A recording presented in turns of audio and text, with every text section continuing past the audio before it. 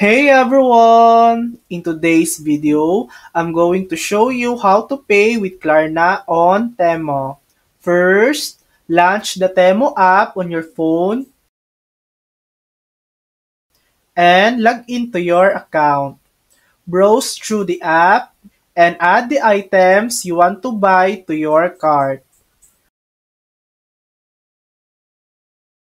Once you're done shopping, go to your cart and tap on the checkout button.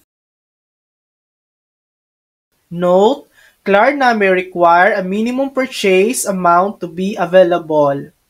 On the checkout page, fill in your address, your phone number, and other required details. Scroll down to the payment method section. Look for Klarna. You'll find it listed between PayPal and Afterpay. Select Klarna, then tap Pay with Klarna. You'll see your first payment amount. Follow the prompts to log into your Klarna account and confirm your transaction. If you don't have a Klarna account, you'll need to create one before proceeding.